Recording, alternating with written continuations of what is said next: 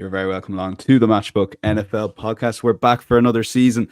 I'm your host, Daniel Hussey, and joined by last year's two debutants in Judah Fortgang and Sam Farley. Rest assured, Drew Dinsick will be back and joining us in October. A few travel and work commitments, but we will get that deal over the line, I promise you. We've also got a new contributor potentially joining us next week, but more on that next week as we get it.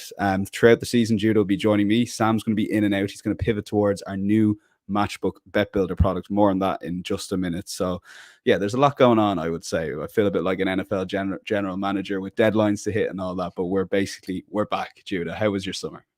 A great summer, a little bit of a rest, obviously, still kind of nose deep in the football data. But as I look outside, I don't know how it's like across the ponds, but in America here, you just get that kind of first fall wind. We got it about 2 weeks ago. I was super excited. And somehow the first day of the NFL season, at least here in the Northeast, it just finds a way to be perfect football weather.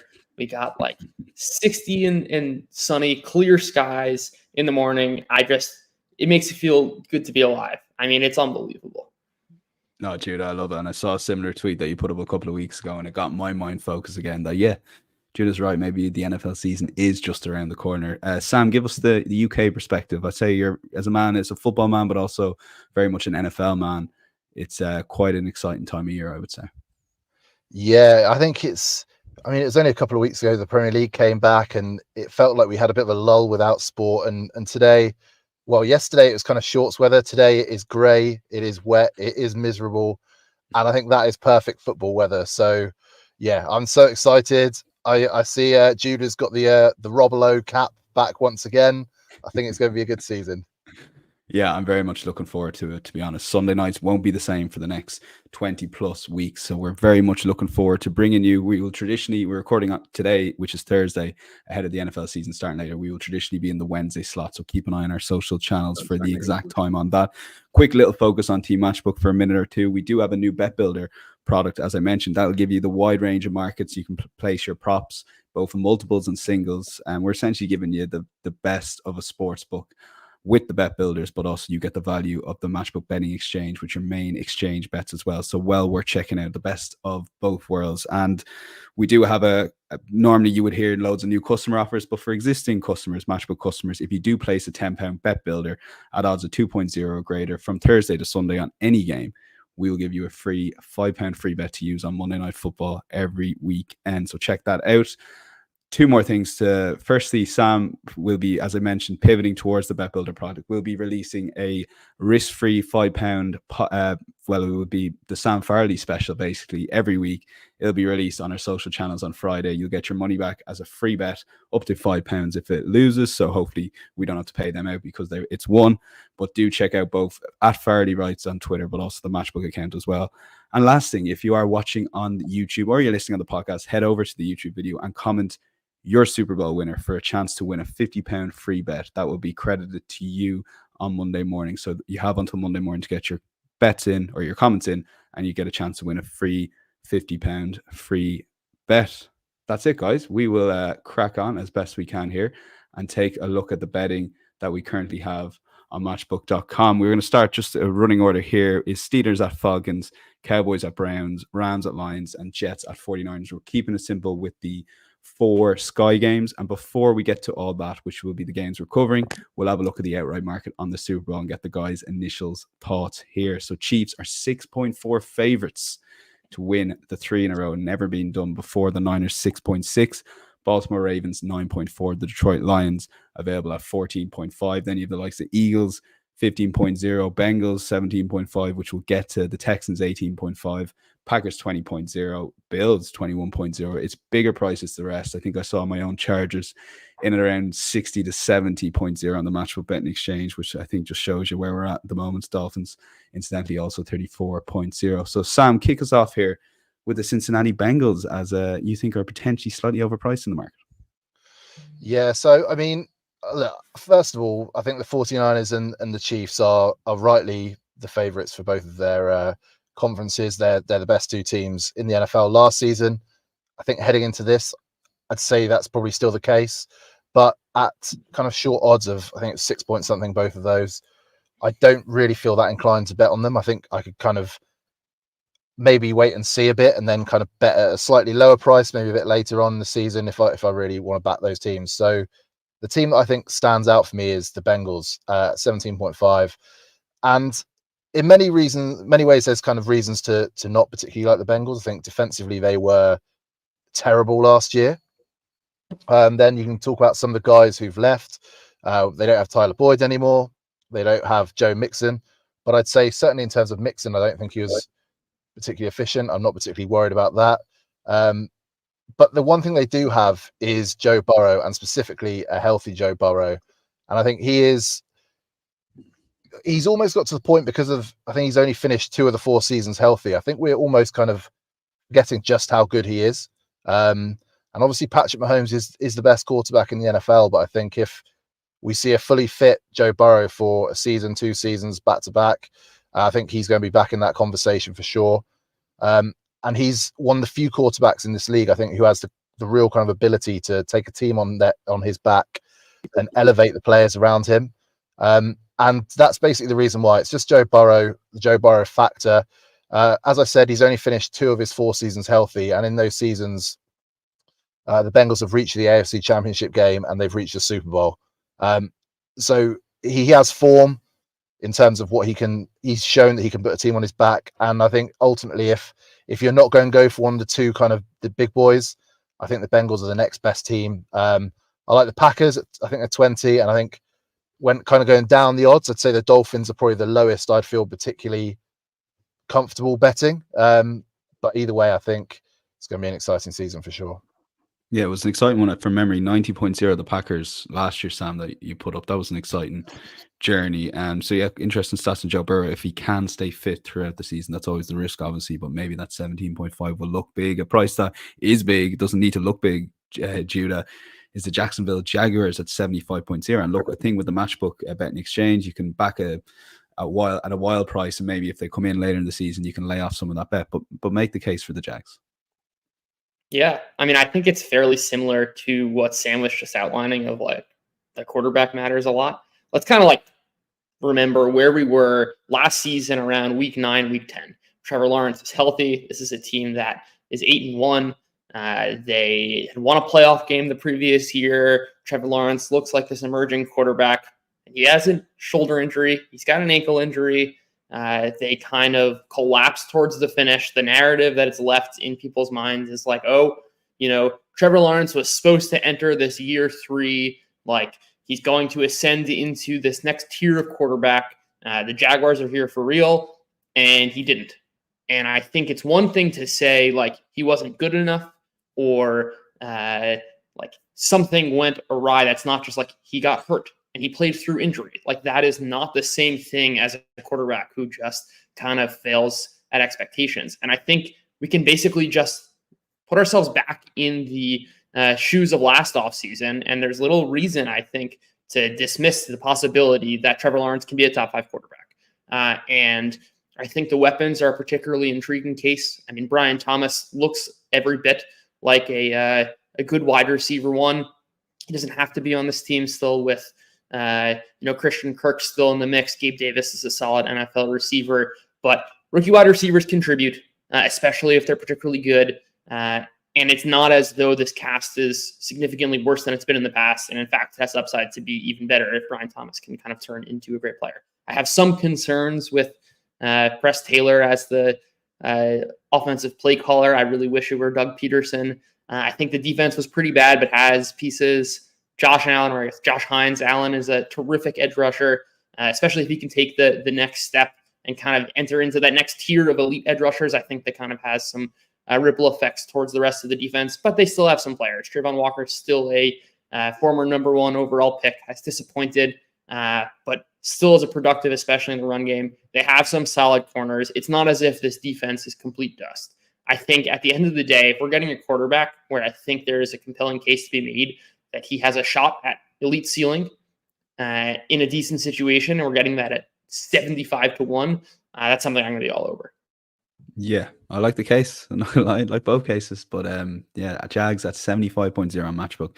that'll be a lot bigger than what you're getting at your traditional sports book. Insights on matchbook.com. There'll be a full recap of not just the Super Bowl picks, but all the match by match picks. That'll be up from Friday morning this week. So let's start on the 4 games, and Steelers at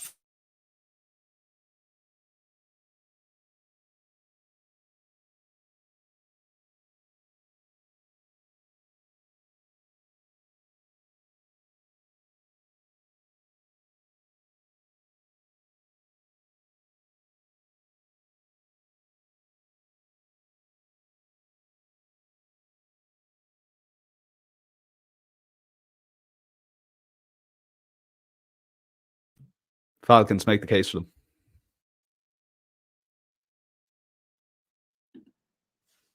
We lost you there, but I'll make the case for the Falcons here. I think this is a team, quite frankly, I'm actually lower on market, I think. But in this specific instance, I think is a particularly intriguing play, which is that the Falcons defense was terrific against the run last season. But when you look at this matchup against Pittsburgh, they are going to try and run the ball and orient their offense around the run game, which is something that Atlanta has done a terrific job scheming. And where Atlanta struggled a lot last year was in their ability to generate a pass rush. Obviously, the addition of Matthew Judon there is going to help the pass rush. I still don't see this as a particularly great unit, but when you're playing up against Russell Wilson, it doesn't really matter. He's going to take sacks regardless. He's going to almost create pressure for himself. And I think that really plays into the strengths of the Falcons here, where they're going to do a good job, I think, of slowing down Pittsburgh's rushing offense, forcing these third and obvious passing situations where Russell Wilson has a tendency to take a bunch of sacks. On the flip side of the ball, the Steelers' defense is a real threshold type of, like, they are extremely strong up front, and if they can generate a pass rush or a real menace and a difficult defense to beat. But if you can block them, if you can block Alex Highsmith and TJ Watt, the secondary is very beatable. I mean, Joey Porter had a good year last year, but is still not in that kind of top tier of defensive backs. And I see the Falcons' strength right now is their offensive line. And I think they can kind of hold off the Steelers here and have their way passing the ball with Pitts in London. I just see this as a perfect matchup for the Falcons here. And even though I'm not as bullish with Kirk Cousins coming off an Achilles injury, I don't think the supporting cast is as good as it's made out to be. I think it sets up very, very well in this spot. I like the Falcons here on the alts at -5.5. Okay, yeah, I'm bringing back the alternative spread, the famous Judah alternative spread. So looking forward to that. Sam, you've no strong opinion on the match itself, but very quickly, you can do singles on the Matchbook betting exchange, as I touched on the props. Drake London over 59.5 receiving yards, around the 173 mark at the moment. Yeah, so I kind of agree with Judah in that I'm seeing so much praise and hype and people pumping the tires on the Falcons, and I don't really see it yet. I need to be convinced, and I think in terms of where the market views them, I could only see it really underachieving with regards to that, as opposed to kind of reaching that level. And I certainly can't see them bettering kind of what people are suggesting. Whereas the Steelers, I mean, they are going to be bad, aren't they? But I think there's a real chance that they aren't quite as bad as we think, just because the defense is good and there still are some pieces on offense. They obviously have one of the best coaches in the league. I still believe that. So for me, in terms of kind of betting this straight up, I'm not really interested. But I am going to take Drake London over 59.5 receiving yards. It's a number he actually only hit 5 times last season. And in general, I think he's underachieved in the 2 years he's been in the league. I don't think he's hit 1,000 yards yet, which I think we all would have expected. But he does have an upgrade at quarterback. Let's see how big of an upgrade that is. But ultimately, I think the Steelers were not particularly great against the pass. Obviously, very, very good up front. But I think with the question marks around Pitts and his health that have come out in the last couple of days, I think this is an opportunity. I think London will get volume and it's up to him now to kind of show whether he really kind of deserves the reputation that I think he still has, despite 2 fairly underachieving seasons in the league. Okay, that's London over 59.5 receiving yards, around the 173 mark. You just go into the game itself and go to Bet Builder, which will be in one of the tabs at the top of the screen, and Judah locking in the Falcons -5.5, currently available at 2.4. Let's kick on. Second Sky game, 9:25 UK time. We've got the Cowboys at 228, underdogs at the Cleveland Browns, who are 173. The point spread sees the Cowboys getting a 2.5 head start at slightly above even money. 41.0 the total here. Unders favored at 188. And yeah, let's go to you first, Sam, on this. We touched on that total around 41.0 now. It was maybe 40.5 early on. You can see it being a cagey enough game. Yeah, I think this is going to be all about the defenses. We know that these two are probably top 5 defenses. I think the Browns are probably, for me, the best defense in the league heading into this season. That's where I'm kind of projecting them. And I kind of tossed and turned with the idea of going for either the Cowboys, because we do know that they can be explosive on offense previously, or just kind of backing that Browns defense to do the job. And ultimately, there's kind of things that put me off for both teams. We've seen before that the Browns have a good defense, but they've kind of failed to get the job done with Deshaun Watson at QB.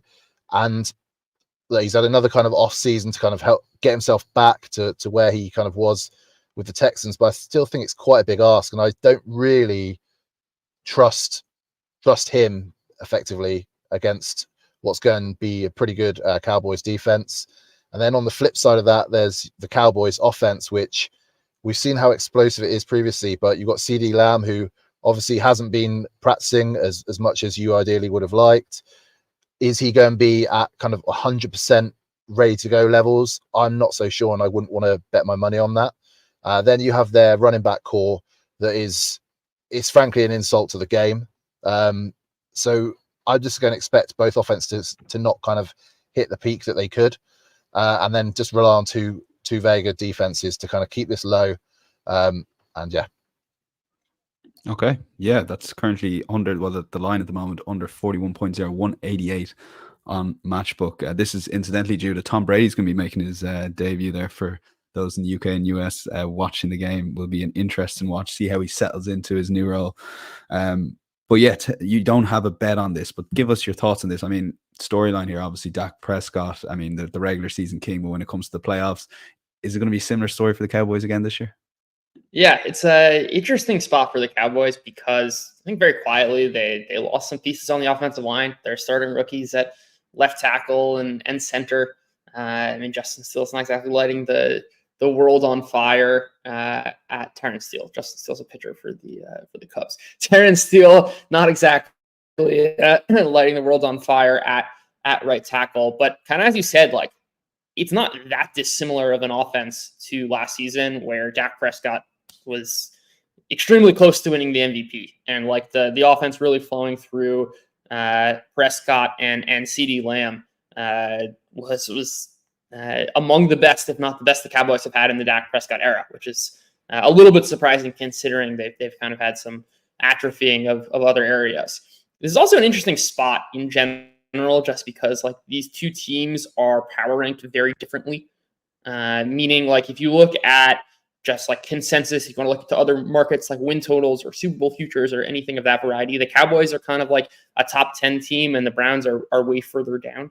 But if you look at the matchup here, it kind of makes sense why the spread is what it is. I mean, like, you have an absolutely dominant Cleveland defensive line. As we said, like, you've got Myles Garrett going up against like Tyler Guyton, who's like a late first round pick. Offensive linemen generally tend to struggle off the bat. Like, that's a huge mismatch. That matters a lot. And this is like a really kind of swarming Cleveland defense. And defenses are unstable year over year for sure. But I think a lot of that has to do with injuries. And right now, Cleveland is healthy. They're bringing back a supporting cast that was really good last season, and I think can give Dallas some trouble. But at the same time, like, Dallas also kind of did this last year. So I just want a little more data here before actually placing any bets.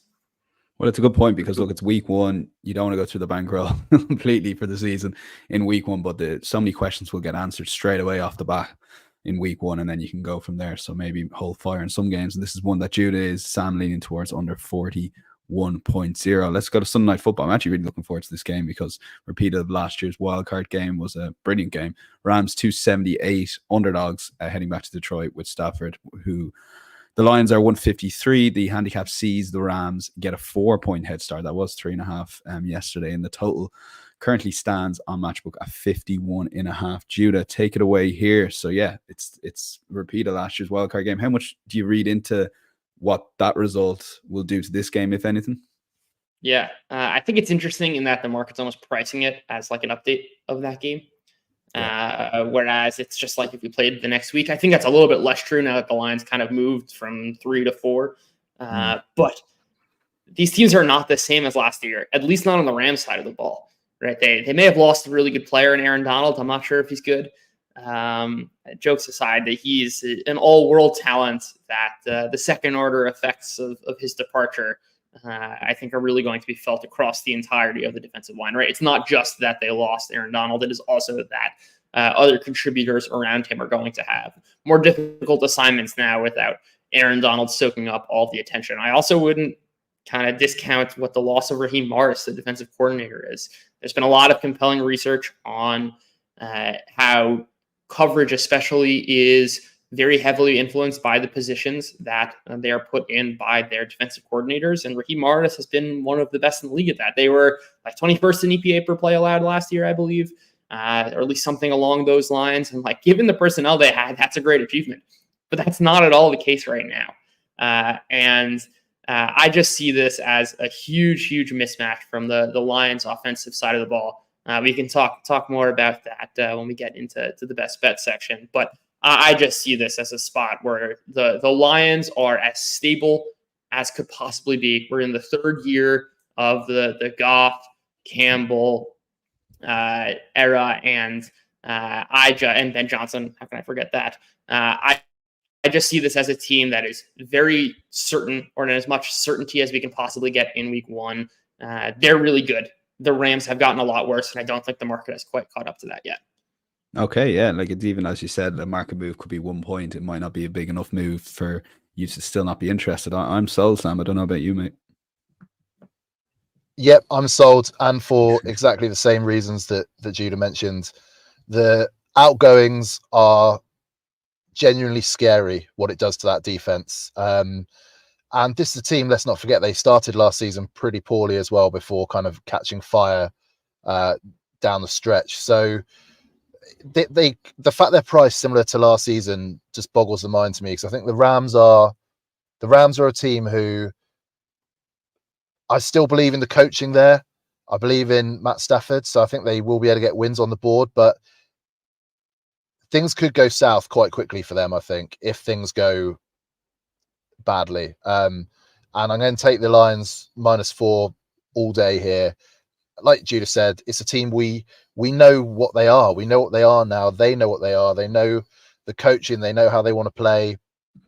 And they have a very dynamic offense against a defense that has huge question marks against them. So I think this is quite an easy one. I think we're going to see sort of Rams lines alter quite a lot in these next few weeks. So I think that's going to be something to kind of really look out for as we kind of get a handle on what the 2024 Rams really look like. Okay, yeah. So strong agreement from Sam, who's going with Lions -4, Judah Lions -5.5. At a little bit, if you want a little bit plus money at 2.2, and stay tuned for Judah's best bet. It might be a slight exaggeration on those two bets I've just put up there. Say no more. Let's move on to Monday Night Football. And look, these primetime games are very good, I have to say. Jets at the 49ers. So many questions that Judah alluded to in terms of week one. One of the questions to be answered here, the Aaron Rodgers New York Jets. Hopefully we get to see it for more than last year. The Jets 288.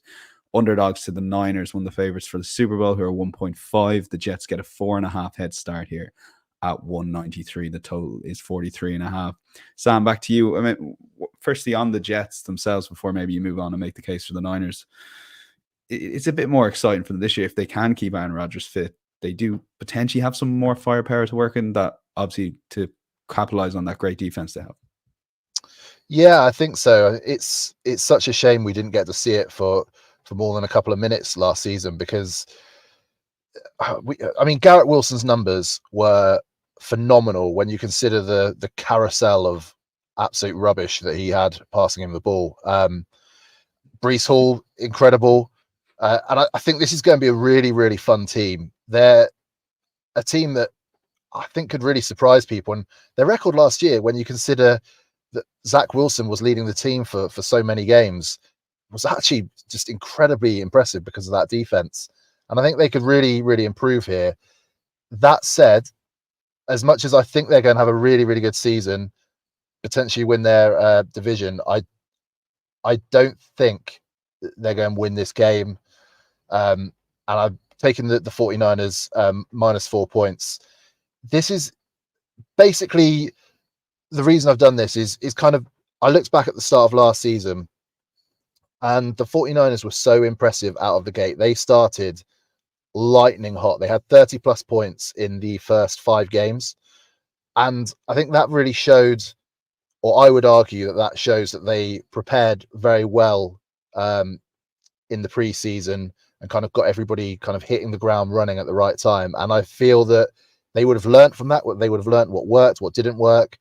And I think we're going to see that again. So this is less any sort of doubt around the Jets. It's more that I think the 49ers, we know that they can come into a season hot, and it's more kind of betting them to do that again. Whereas I think the Jets, this is going to be Rodgers' first proper game really in so long, when you consider how little he played last year, that I think it might take them a couple of games to heat up. Whereas I'm very confident in the Niners being pretty warm, pretty hot straight away. Yeah, Judah, what about that? The fast start potentially the Niners repeating last year versus the Jets. That look, it is new, as Sam rightly says, to be fair, with Rodgers, given that he had so little game time last year. Yeah, I mean, like, the 49ers are hacks. There's no denying it. But also, right, factoring in home field here, the market's implying that the Niners are 5.5, 6 points better than the Jets. That's a lot. That's a lot of points to me. And I think it's interesting in that I usually would side with kind of in a battle of elite offense versus elite defense. And by every stretch of the imagination, San Francisco is like way better than anyone else on offense, I think, right now, at least looking forward, projecting. But the Jets have also, like, generally it is true that, like, defenses are unstable. It's generally true that cornerback play in particular is, like, pretty variant year to year, but it's, like, kind of impossible to ignore that, like, Sauce Gardner has been absolutely dominant for 2 seasons. It's hard to ignore that the Jets are unbelievably deep throughout the defense, and that itself should remain stable, at least in week 1, right? It's one thing to project outward and say, like, how good are the Jets going to be this season? That's a very separate question than saying, like, how good are the Jets right now? And I think if you look at it, this is like a real good unit, and one that should slow down the Niners. I think there's kind of been a lot made of, like, oh, Aaron Rodgers is coming back, and that's obviously the central question to this game. There's no denying it. But I think that, like, there's a huge gap between whatever Aaron Rodgers is going to be, right? Like, whether that's the 2020 version of Aaron Rodgers, the 2021 version of Aaron Rodgers, or, like, somewhere in between, as just, like, he's an older quarterback coming off a major injury. But, like, the gap between that and whatever Zach Wilson was last year is massive. And I kind of wouldn't undersell that, especially considering that, like, the Jets have also improved their secondary weapons. Like, Mike Williams is going to be eased back into it. He's still a legit NFL receiver. And that's kind of a lot better than the guys they were trotting out last season. The offensive line's improved. They made some big signings there. I just see this as most of the questions surrounding the Jets, I think, are health related. Like, can the defense remain healthy? Can Aaron Rodgers remain healthy? But that's a separate question from the reality of week 1. And, like, this is a dominant team on defense. This has a quarterback who is going to be good if he's healthy. I mean, it would be frankly shocking if he just, like, completely fell off a cliff, and certainly better than last year's version. And at 6 points, it's just a lot. I'm not ready to bet it, even though I just made a particularly strong case. Maybe I should bet it, given my conviction that I am kind of showing right now. I don't like to kind of make bets just by virtue of like a point spread rating, but thinking about it from that framework, I have to lean Jets here. Yeah, I can see the case you made was good, Judy. I can see you just getting a lot of us on board with it. We lose the bet and you don't lose the bet. So I don't know how that's fair, but no, Judah reiterating that he isn't backing it, but he's leaning strongly to the Jets at the current prices if he was to have a bet. And yeah, maybe Aaron Rodgers, first primetime game of the year, Monday Night Football, could be one, maybe on a money line to see on the Jets. Let's, before we get on to any other bets, insights.matchbook.com. I mentioned at the top of the show, be full recap. Do hit that like button and subscribe completely for free wherever you're watching or listening, or follow on your preferred podcast platform. Any other bets? So yeah, Judo, go back to you here. So Jags at Dolphins, you made the case for Jags potentially being a little bit overpriced for the Super Bowl. Miami themselves, what are you making about this offense too? Very popular in the fantasy drafts world. Obviously, there's probably going to be a lot of points on show this weekend. Yeah, I mean, again, if you want to talk about teams that we know a lot about, it's the Dolphins, right? Where you've got like year 3 now of this Tua, McDaniel, Hill, and Waddle combo. Like, these guys are good. These guys are going to score points. And I don't think it's honestly more complex than just like, I think the market is not properly accounting for how good the Jaguars are with a healthy Trevor Lawrence. I see this as a game script in particular where neither pass defense is particularly good. I think the Dolphins defense is probably mispriced relative to market. They lost. Vic Fangio is a big loss from as the defensive coordinator. I mean, even guys like Andrew Van Ginkel, not a household name, someone who put up terrific pass rush numbers last year. The pass rush is not the same as it was last year. The secondary is not the same as it was last year. The defensive coordinator is not the same. I just think in week 1, learning a new system with depleted personnel, with like 2 offenses that can put up a lot of points in this new scoring environment with the kickoff rules, I think 48.5 is just too low. Okay, yeah, and those new kickoff rules will be fascinating. It's going to look a bit different if you haven't seen any of the preseason games for those unaware. Sam, Seahawks minus 6.0 against the Broncos. That's one of your bets that you like this week.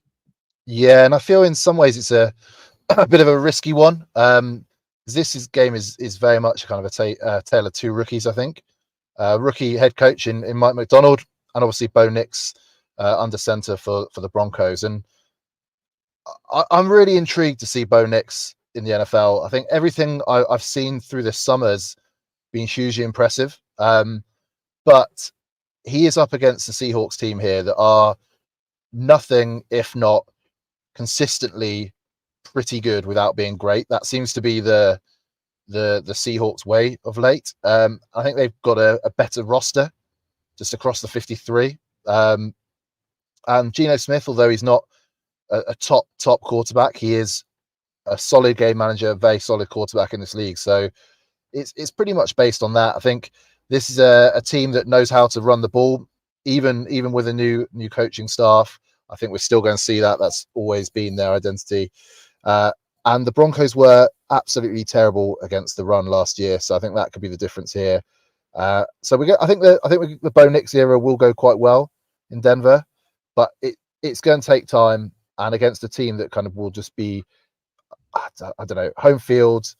They know how to win, and I think we'll see the Seahawks cover this. Okay, 197 on the Matchbook Betting Exchange at the time of recording, which is Thursday afternoon in the UK. Long shots time, quite a popular section on the show last year. A lot of different ways the 3 lads went about it. Sam, we'll start with you and the Cardinals money line against the Bills. This stood out to me here now, 345. I mean, I can see Cardinals getting a lot of scores here potentially, so maybe that's probably the front and center of the case. Yeah, look, the Cardinals defense was terrible last year. Let's be honest. I mentioned the Broncos sort of giving up a lot of rushing yards, but the only team worse than them was actually the Cardinals. So I think this could be a high scoring game, but I think the potential of this offense is so exciting. Kyler Murray fit and healthy after what feels like an eternity. Let's not forget, this is a guy that was in the MVP conversation not that long ago. And I think he really could potentially be an outside pick to do that again. The quality of player they have on that offense now is fantastic. I think Trey McBride last season was sensational as a rookie tight end. They got Marvin Harrison in, obviously in the draft this season. I think that gives Kyler Murray a really legitimate receiving option as well. James Conner we know what he is. He's not a spectacular, but a very, very solid runner in this league. That is an offense that I think is hugely exciting. Whereas for the Bills, I feel like last season felt like their kind of last throw of the dice, almost with this era. And they've lost Diggs. I think that is a big loss, despite him maybe not particularly playing at his best last year. I'm not convinced in Keon Coleman yet. In terms of the running back situation, I still don't think James Cook is particularly good. I think some of what he does fit this offense, but I don't think he's a guy you can really rely on. I don't know. I think the Cardinals are just a big price for what they are, despite this being in Buffalo. Okay, then that big price is $3.45 on Matchbook at the time of recording. Now, this is going to be a fun one. Judah's long shot is in complete conflict with Sam's best bet, so I'm looking forward to this very much. So, Judah, I mean, it's the Commanders at the Bucks, and a lot of money for Commanders over the last few days. Is that sort of in the front and center you're thinking here in terms of maybe perhaps trying to get the Bucks on a bit of alt money?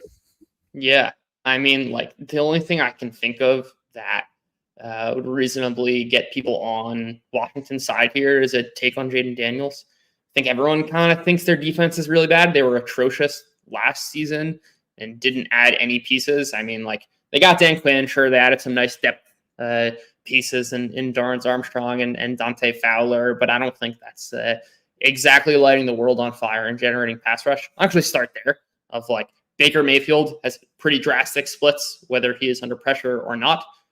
This is not a defense that I anticipate getting a lot of pressure on Tampa Bay.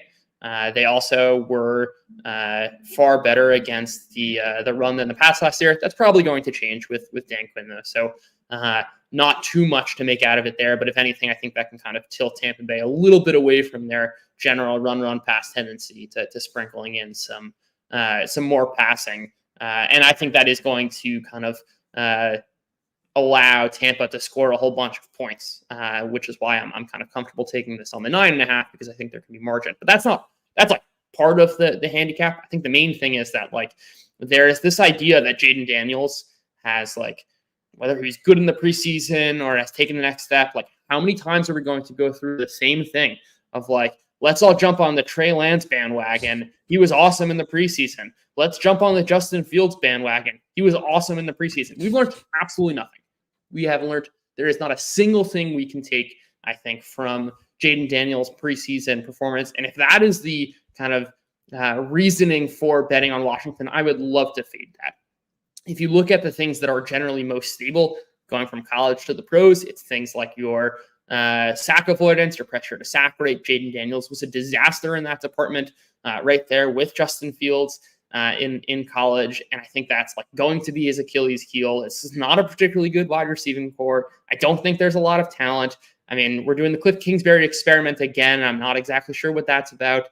I just see everything going off the wheels. Just like I don't see the case for like unless Jaden Daniels is some unicorn quarterback, which he has like there's zero evidence to suggest that he is. Fine, there's like some tale of uncertainty just by virtue of being a top rookie pick, but like he struggles with pressure.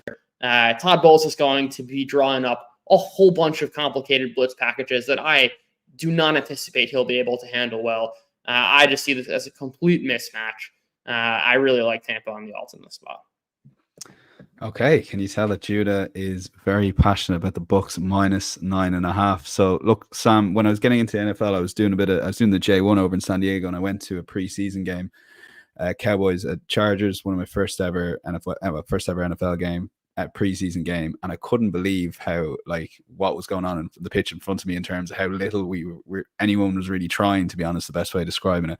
Are you guilty of buying into the preseason hype here? Absolutely. I am all over that preseason hype. I'm not going to deny it. Everything I saw, and to be fair, a lot of it, obviously kind of what I saw in the preseason games definitely played a part of that. And I think Judah is definitely correct in that we do kind of take too much from preseason in that regards. But I think just everything that was coming out of camp, was just so positive. And I know it's always a matter of kind of seeing through the coach speak and seeing through the misinformation with regards to that stuff. But there was a lot of people who kind of, I guess, have very little kind of vested interest that were being incredibly positive. Opposing players were being positive in terms of joint scrimmages. And I think there's a real chance that he could be an absolute star in this league.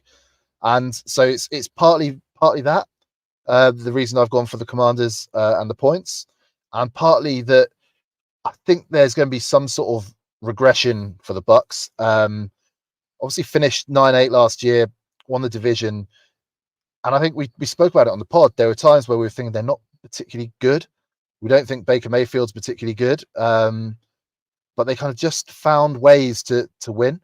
And I do think that they won games they shouldn't have done last year, and not necessarily because they're I don't know, like a champions mentality kind of way, more in just a bit of luck of the green.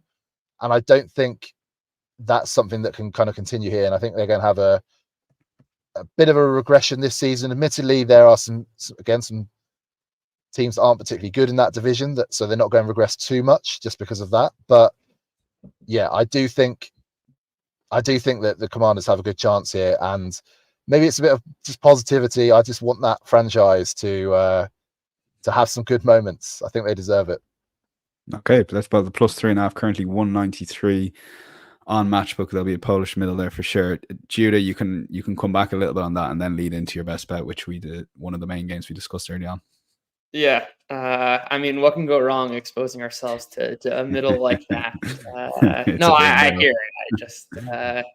I think, in as much as I think this brings up a general point about week one of and this really will dovetail into what I'm going to talk about now, of just there is so much uncertainty and so much has changed, and I just really prefer to lean into spots that are far more knowable.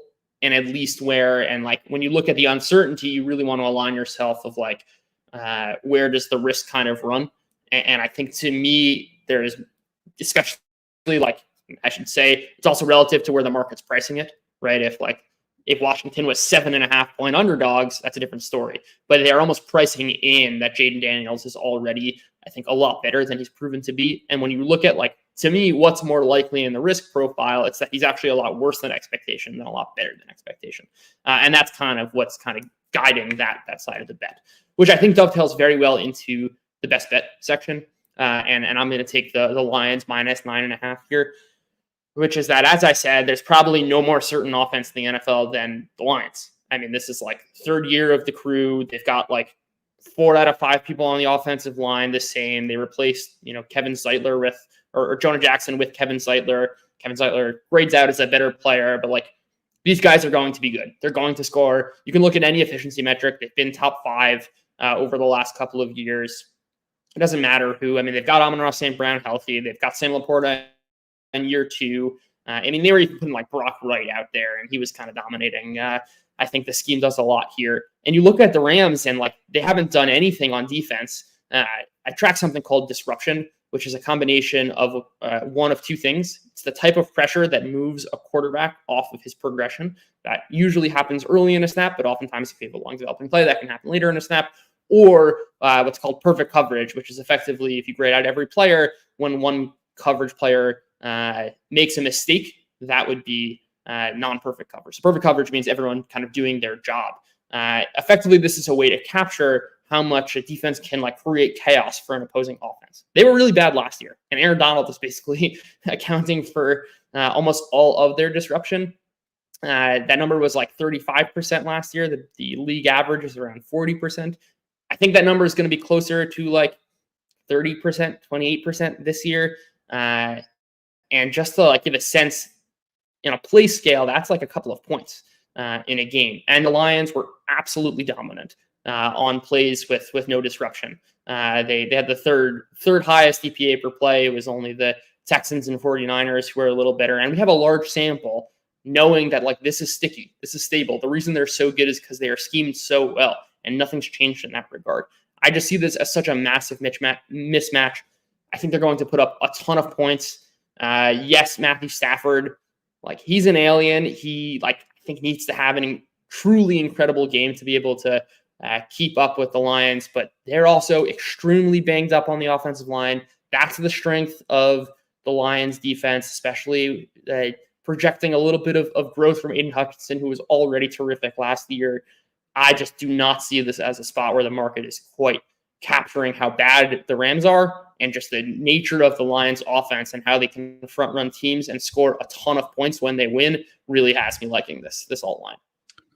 Okay, yeah. So if it's not priced right, you're getting the alt lines at high EV 3.0 currently. Lions -9.5. You can get that on alternative point spread or handicaps on Matchbook. But if they're not available, they are available on the Bet Builder. So either way, you can get access to that. Now, thanks to Judah and Sam, InsideSamMatchbook.com. Full recap of the guys' picks from Friday morning.